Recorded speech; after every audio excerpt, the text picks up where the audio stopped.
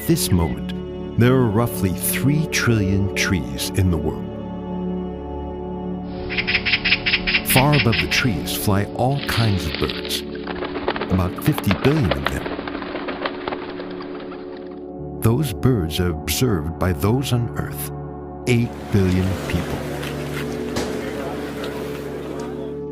The three have coexisted and lived through more than 2 million years together.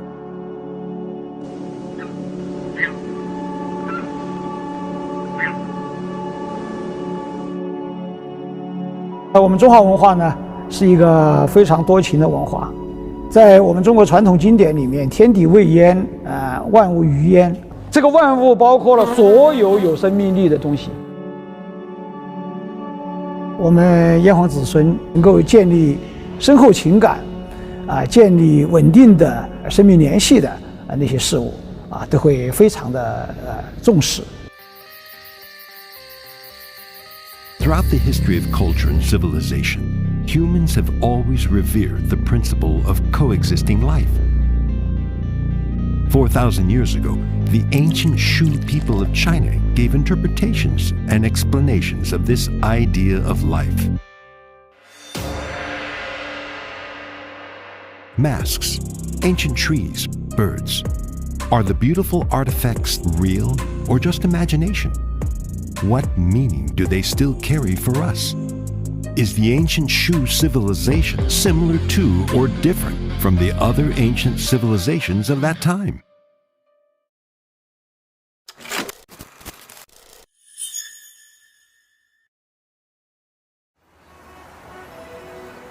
This is Chengdu, the capital of Sichuan, the epicenter of southwest China. There is an animal here that represents the 3,200 years that this city has been established, a city that has never changed its name or its place. 金沙出土的太阳神鸟那只鸟真的找不到原型，没有哪个鸟是13个爪子的。像它那个颈是非常长，翅膀非常小，身体又非常壮实，这种鸟它也飞不起来的。它是一种人们心目当中的各种鸟的 最优美的那个东西组合在一块，赋予了它的很多神圣的那么一些功能。Not only that, in 2005, the golden sunbird was chosen to become a symbol of Chinese cultural heritage. 看到鸟的这个天空当中的飞翔，不同的形状、不同的颜色，所以说来崇拜鸟，那么自然而然在我们的文化当中 就有大量的一种体现。太阳神鸟就是古人为我们今天文化遗产保护设计的一个标志，我觉得是。More than 3,000 years ago, the Jinsha site was the heart of Chengdu in the late Shang dynasty, and it has become a key cultural center in the upper reaches of the Yangtze River.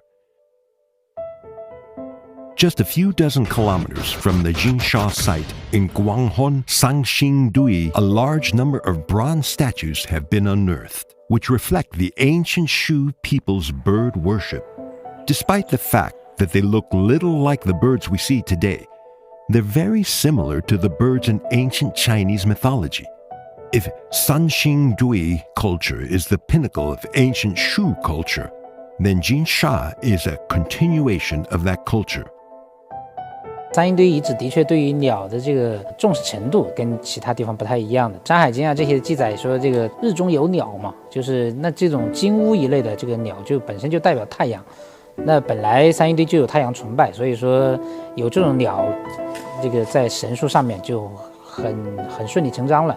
就是他们对于这种有神性的鸟哈，这个还是很在意的。他模仿这种鸟，他不可能说 完全照搬啊！这个重启铸造，它和现实生活当中的这些鸟还是不一样的。In other ancient civilizations of the world, birds that were spiritually significant, they also flew above the national flag.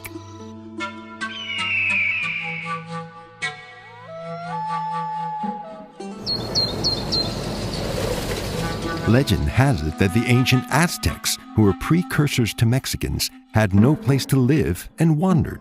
Then, the people's elder was told by the sun god in a dream that if they saw an eagle with a snake in its mouth standing on a cactus, they could settle there. Y en ese sentido, las aves, por ejemplo, las águilas, estaban muy vinculadas con el sol. Entonces, las aves y el sol, las águilas y el sol son básicamente lo mismo. Por lo tanto, las águilas son completamente veneradas por las personas. Entonces, cuando tú ves un águila, no estás viendo un águila, estás viendo un dios. People used to worship birds in antiquity because they approached them as epiphanies of the deities. Because birds are connected to the air, to the heaven, or they were thought to be the epiphanies of deities, the representations of deity to the world. 你说的非常对，实际上在世界文化当中，包括在中国文化当中、古蜀文明当中，都把鸟看成非常神圣的。我们的先民吧，他们实际上也想飞翔，也想到天空当中去，用更宽广的视野来看看大地。所以说，能够在天空当中飞翔的鸟，自然而然就成为他们崇拜的对象。太阳神鸟这个鸟也是这种情况，说它只有这样的话，它才能够充分反映当时的那么人和自然的这种关系。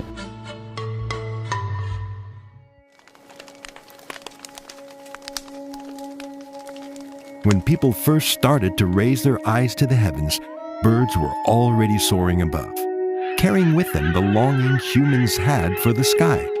When these birds stopped flying and roosting in big trees, it also stirred up the boundless reverie of the ancients. 根据《山海经》的记载呢，华夏族群的这样一个生存空间的最东边，我们有一棵神树，叫扶桑。这一个土地上的中间呢，我们有一棵树叫建木。实际上，人类最早是住在树上的，他们最后走向来到地上生存以后呢，那么他们依然保留了一种来自最早记忆的对天空的、对高大的一种憧憬。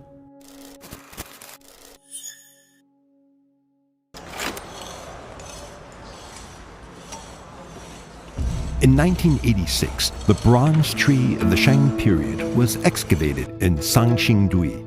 This is considered to be the highest point of the ancient Shu people's worship of trees. It was named the most important sacred tree. This fascinating artifact is 395 centimeters tall and is the largest fully intact bronze relic to ever be unearthed.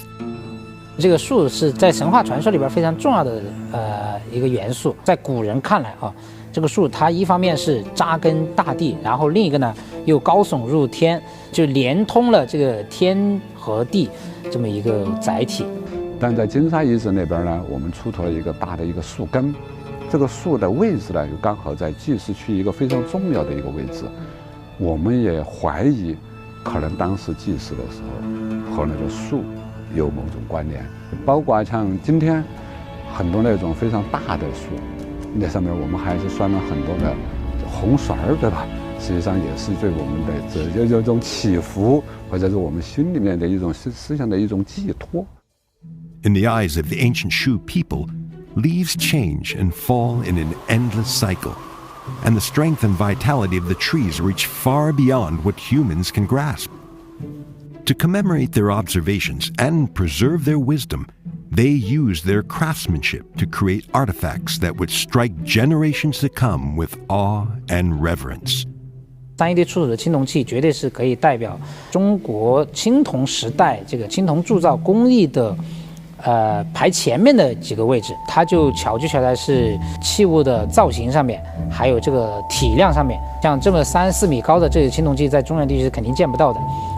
大小方面，我们是显得很大很奇特。三星堆人非常非常牛的是这一点，就他能够把这个当初他的一种想象的多种的一种寓意和寄托在那个神树上面，然后再分段的来铸造之后的话，来组装成现在我们看到的神树。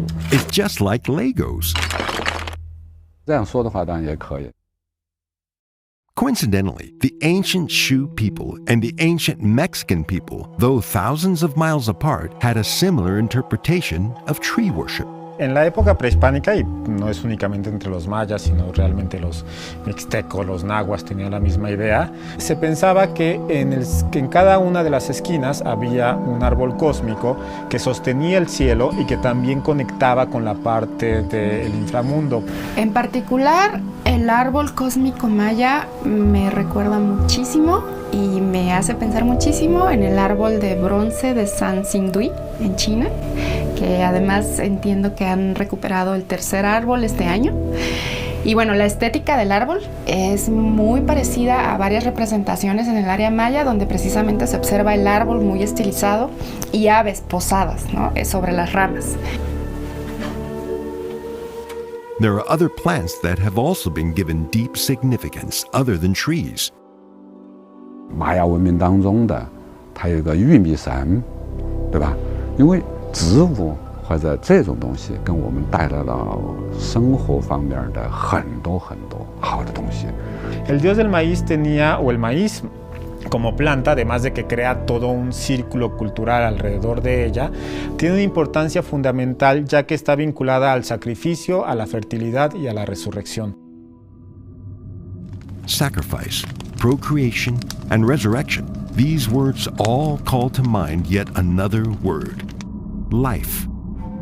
Their worship of sacred trees and sacred birds seemingly led to an awareness of nature. From the point of view of the ancients, what distinguished human life from other life is the uniqueness of the human face. 我们的文化有一个显著的特质，就是我们关注生命存续的时间，我们面对的那些问题的解决，活得这个有尊严，活得幸福，能够造福同类，所以这样呢，就为面具这样一种文化的产生呢，奠定了非常广泛的基础。最典型的那个众目人面具，实际上它表达的就是通过这样一种看得远、听得见，去跟外部世界发生更多的一种交流，这都是服务于我们一个活生生的国家、活生生的一个族群的需要的一些想象或者一种期待。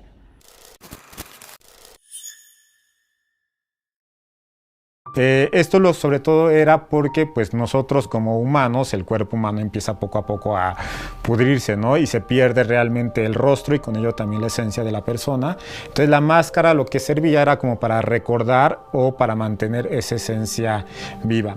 Regarding ancient Greek civilization, we have the earliest examples are made of gold. I mean in prehistory, but also in historical times we have also golden masks, again in a funerary use, in order to cover the face of the deceased. The most famous of the Mycenaean golden masks are that conventionally called the mask of Agamemnon. Void of all expression, it is impossible to see different emotions on the golden mask. The portrayal of the face of the deceased reinforces the sense of mystery. In Chengdu, thousands of miles away, archaeologists have also found the golden mask, but its appearance is very different from that of a human face. Knife-shaped eyebrows, big eyes, long perforated ears. This mask has over 3,000 years of history. This exquisite object is 20.5 centimeters long, 10.4 centimeters wide, and barely 0.08 centimeters thick. It was the largest and best preserved golden mask at that time.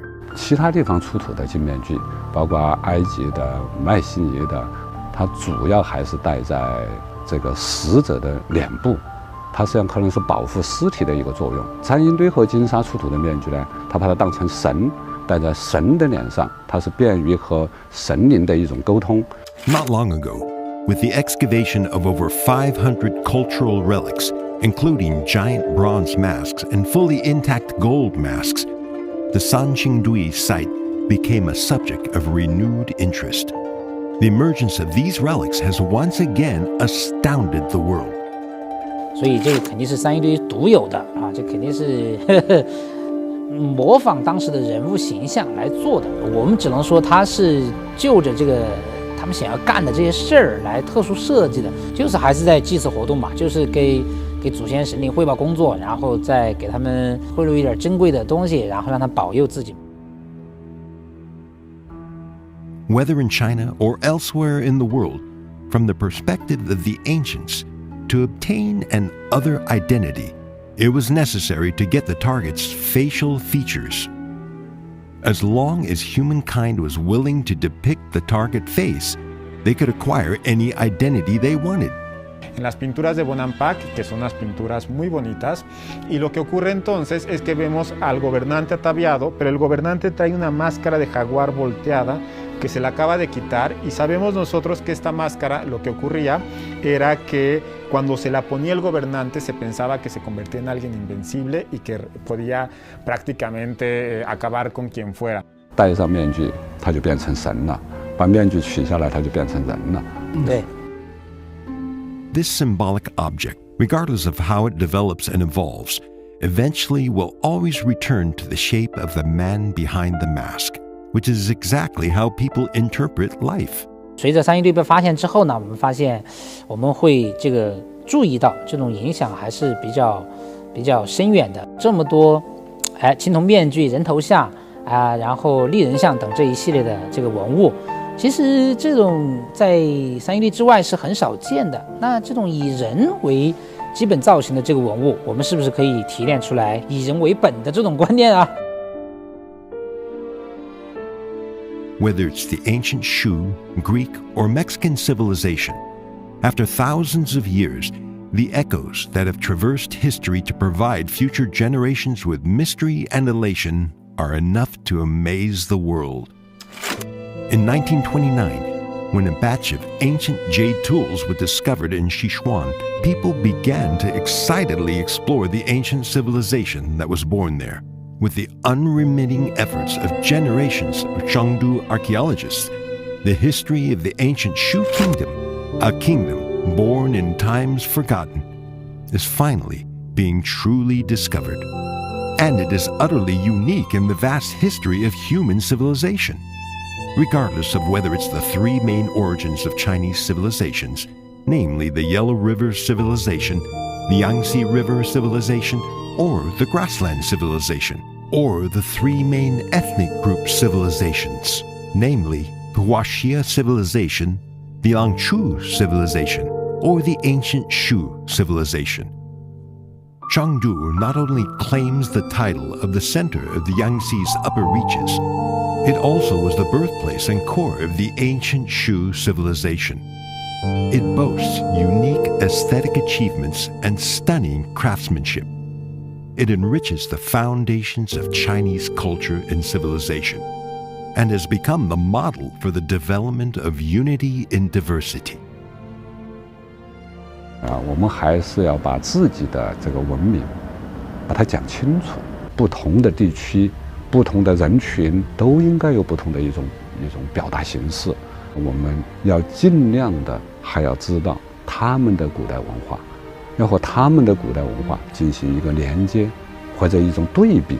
那么在对比当中，可能才会更容易接受。